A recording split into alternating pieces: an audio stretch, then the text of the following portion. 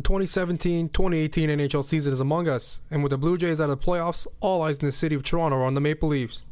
With one of the best young cores in the league, Toronto exceeded expectations last year, making the playoffs and pushing the Washington Capitals to the brink of elimination.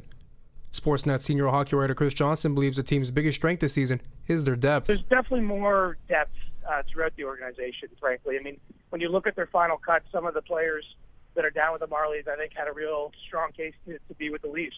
There just simply wasn't roster spots for, all these guys, be it Kasperi Kapanen, Miro Aaltonen, even Kalle Rosen, the defenseman that they signed out of Sweden, had to start the year down in the American Hockey League. And that depth will help them if they do run into some injury trouble that they didn't have last year. And, in general, I just think they're even better up front. I mean, it's the second go-around for an Austin Matthews, who had just such a wonderful rookie year. They signed Patrick Marleau.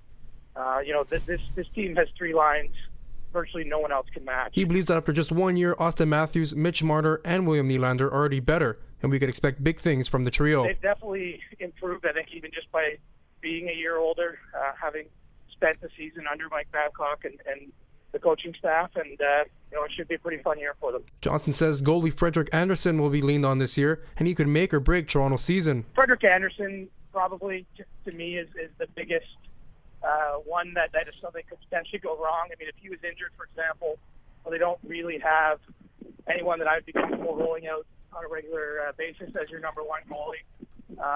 So I think he holds a pretty big key to them. What's interesting is he's shown up noticeably lighter this year in training camp. He saw and worked with a dietitian over the summer, and he's hoping that will help him with his range of motion and being able to handle the workload. Last year was the first year he truly played the minutes of a number one goalie. He hadn't had that in his previous stop with the Anaheim Ducks.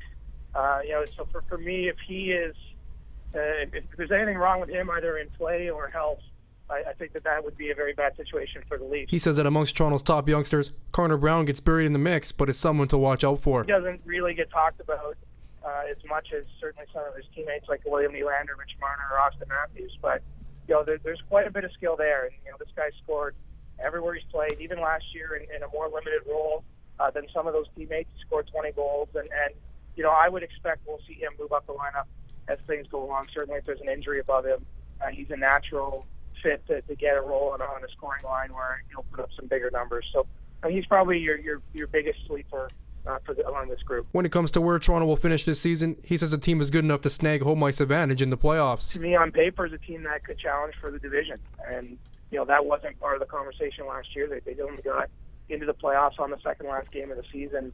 It went right down to the wire, and it was touch and go. So, I think it's reasonable to expect it'll be a little bit more comfortable for them in March, that they will have enough enough points in the bank at that stage that we're going to know they're a playoff team. And I wouldn't be surprised to see them come out of the Atlantic Division and have home ice advantage in the playoffs. For Radio Humber News, I'm Eugenio Guerrero.